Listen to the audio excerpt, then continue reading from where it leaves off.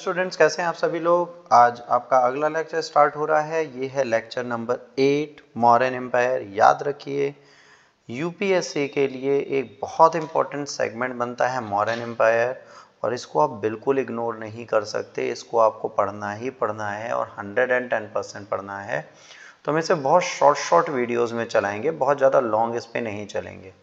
तो अब मौर्यन एम्पायर की बात करें तो पहला बिगेस्ट एम्पायर है। मतलब कहते हैं ना, सेंट्रलाइज एडमिनिस्ट्रेशन जैसे आज चल रहा है कि नरेंद्र मोदी साहब बैठे हैं, उसके नीचे बहुत सारे सीएम बैठे हैं, एंड फिर उसके नीचे आईएएस ऑफिसर्स बैठे हैं, और फिर उसके नीचे पीसीएस ऑफिसर्स बैठे हैं, फिर उसके नीचे लोअर ऑफिसर्स बैठे हैं, फिर उसके नीचे सब ऑफिसर्स बैठे हैं, फिर लोअर ग्रेड ऑफिसर्स बैठे हैं।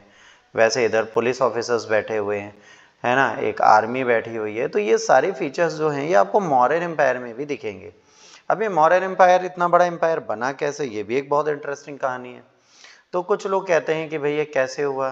तो अर्थशास्त्र कौटिल्य ने लिखी है, चाणक्य या विष्णुगुप्त, इनमें से कोई भी नाम लें, सारे एक ही नाम है। मिनिस्टर थे चंद्रगुप्त के, उन्होंने अपनी बुक लिखी थी, उसमें दूसरा तीसरा चौथा पार्ट है जो रेलिवेंट बताता है मौर्यन एज का, कि मौर्यन एज के बारे में कैसे पता चलेगा, बुक्स से पता चलेगा। तो जो रीसेंट बुक्स लिखी गई होंगी उस टाइम पर, उनसे हमें उसका टाइम फ्रेम और उस बारे में पता चल जाएगा। फिर इंडिका एक बुक है जो आज अवेलेबल नहीं है, इसके आपको रेफरेंसेस मिलते हैं अदर बुक्स में। ये मेगस्थनी साहब ने लिखी थी, इसमें भी आपको बहुत इंपॉर्टेंट स्टोरीज मिल जाती हैं। तो इससे भी आपको पता चल जाता है कि वहाँ की सोसाइटी कैसी थी, वहाँ के रूलर्स कैसे थे। तो इस कलेक्शन को भी आप, ग्रीक ऑथर थे ये थे, बट इनको लैंग्वेज नहीं आती थी तो ये थोड़ा बेहतर नहीं लिख पाए। फिर मुद्रा राक्षस एक ड्रामा है विशाख दत्त का, एक, ठीक है। और इनके बारे में चाणक्य और चंद्रगुप्त की एनिमिटीज़ के बारे में लिखते हैं, चाणक्य, है ना, और इनके बारे में इन्होंने लिखा है। तो इनकी बहुत अच्छी चीज़ थी कि किस तरह इन्होंने अपने एनिमीज़ के खिलाफ चाणक्य को यूज़ किया। तो एक बहुत अच्छा पॉजिटिव स्टोरी पूरी इन्होंने दे रखी है। अब जो है मोस्ट ऑथेंटिफाइड रिकॉर्ड, अगर बात करें सबसे ऑथेंटिफाइड रिकॉर्ड कौन सा है, तो मोस्ट ऑथेंटिफिकेशन वाला रिकॉर्ड जो है वो अशोकन पिलर्स है। क्योंकि बेटा पत्थरों पे लिखे गए हैं, इनकी ऑथेंटिफिकेशन है, पॉजिटिव हैं, और आज भी लिखे हुए हैं, तो इनसे हमें इतिहास का गठन मिल जाता है। बट कुछ लोग कुछ बोलते हैं, कोई कुछ बोलता है, कोई कुछ बोलता है। जैसे ब्राह्मणिकल रिसोर्सेज जो पुराण हैं वो इनको शूद्र बोलते हैं, कहते हैं भैया ये शूद्र थे, लेक लेन के थे। अच्छा, इससे पहले नंदा भी लेक लेन के थे। तो हमारे यहाँ जो जातिवादा की बात चलती है, जातिवादिता की आज भी बात चलती है। बच्चों मैं आपको बता दूं, हमारे यहाँ कभी जाति की बात कभी नहीं की गई, क्योंकि हम वो ब्राह्मण या वो क्षत्रिय रहे हैं जिन्होंने अपने पूरे जीवन हमने वो कोशिश की है कि हम जातिवादिता से दूर रहें। और ब्राह्मणों ने अपने राजा जो उन पर शासन कर रहा था वो तक वैश्य और शूद्र भी रखे हैं। तो जाति व्यवस्था प्रारंभ में बिल्कुल नहीं चल रही थी। फिर बुद्धिस्ट आते हैं, बुद्धिस्ट कहते हैं कि क्षत्रिय क्लेन के थे, ग्रीक भी कहते हैं ले ओरिजिन के थे। तो ये आपको ट्रेसेस मिलते हैं। अब इनका जो पहला रूलर है वो है चंद्रगुप्त मौर्य, ठीक है। ये धनानंद जो लास्ट नंदा रूलर होता है बेटा, उसको गद्दी से हटाता है और ये शासक बन जाता है। शासक बनने के बाद ये क्या करता है, नॉर्थ वेस्ट इंडिया और ग्रीक गवर्नर अलेक्जेंडर का जो होता है सेल्यूकस निकेटर, इससे इसकी लड़ाई होती है। इनकी एक ट्रिटी साइन होती है। ट्रिटी में 500 हाथी और ईस्टर्न अफगानिस्तान, बलूचिस्तान और एरिया ये सेल्यूकस निकेटर देते हैं, और चंद्रगुप्त इन्हें 500 हाथी देता है। मेगास्थनीज को अपना ब्रांड एम्बेसडर बना के ले आता है, और एक लड़की होती है हेलेना, हेलेना को भी अपने कोर्ट में ले आता है। और ग्रीक राइटर है प्लूटार्क, ये आपसे एग्जाम में पूछा गया है कि चंद्रगुप्त मौर्य ने 6 लाख की सेना लेकर, ठीक है, पूरे भारत को रौंद दिया, है ना। उसके बाद सौगोरा कॉपर प्लेट इंस्क्रिप्शन और मास्तान इंस्क्रिप्शन, इनका टाइम फ्रेम बताता है कि इनके टाइम पर एक फैमाइन आया था, एक दुर्भाष आया था, अकाल आया था। इस दुर्बीच में क्या हुआ था, भद्रभाव स्थूलभद्र आए थे। तो ये मैं आपको कहानी सुना चुका हूँ जैन में, अगर आपको ना याद हो तो। भद्रभाव और स्थूलभद्र होते हैं, तो भद्रभाव क्या करते हैं, भद्रभाव इनको लेकर श्रवण बेल गोला चले जाते हैं, और यहाँ पर जाके ये वहीं पर रुक जाते हैं, और वहाँ पर वो अपने सारे कार्य करते हैं और इनको संलेखन कराते हैं।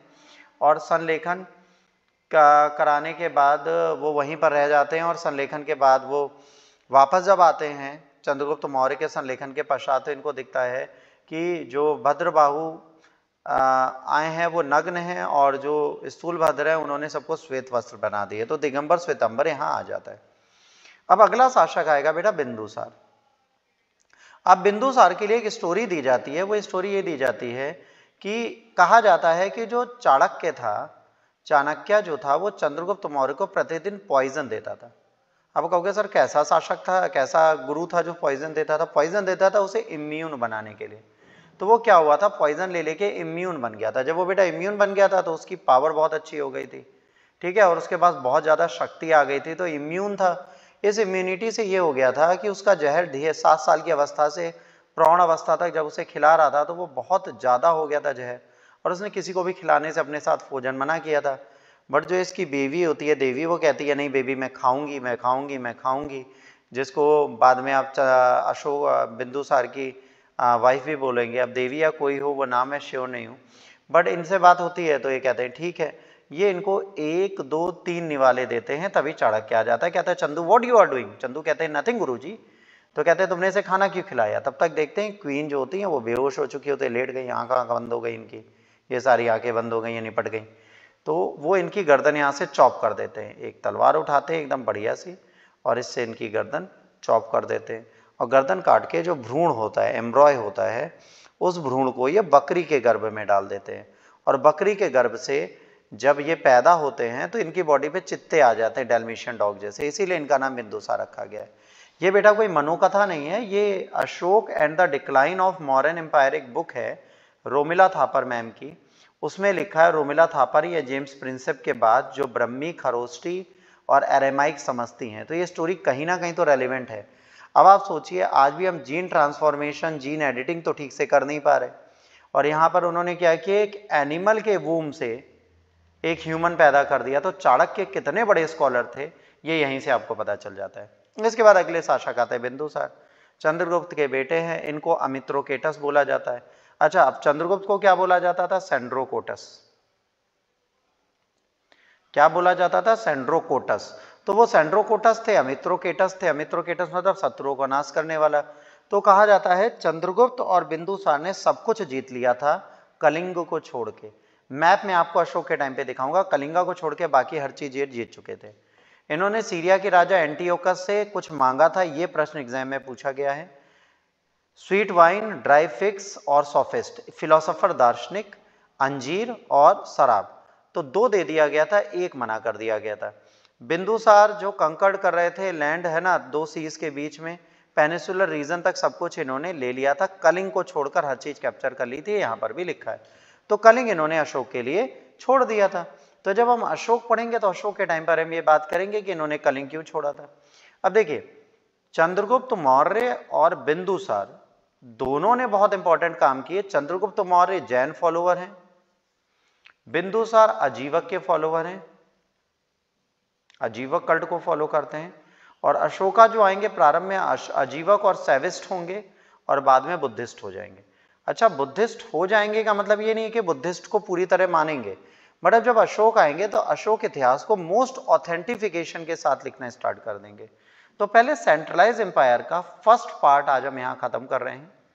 स्लो चलेंगे, परेशान मत होइएगा, चीजें खत्म होंगी, बहुत हौच-पौच नहीं करना, छोटे छोटे वीडियोस देखने हैं, पर एग्जाम तैयार करने भर का देखना है। तो आज के वीडियो में इतना ही, होपफुली आपको अच्छा लगा तो प्लीज लाइक, शेयर और सब्सक्राइब करना ना भूलेंगे। याद रखें, सक्सेस के पाथ में छोटे छोटे कदम उठाना बड़ा होता है, और यही आपको यहाँ पे पहुंचाएगा, और यहाँ पर आपका IAS और लबासना है। तो अगर आपको मसूरी जाना है तो धीरे धीरे कदम बढ़ाइए, परेशान मत होइए। ये 2-3 घंटे का मैराथन वगैरह मेरे से नहीं होगा, मैं आपको 10 से 20 मिनट के वीडियोस ही दूंगा, आप वही देखिए, वही समझिए, 20 बार देखिए, आपका एग्जाम जरूर निकलेगा। अगले वीडियो तक के लिए जय Hind, Vande Mataram, God bless you all.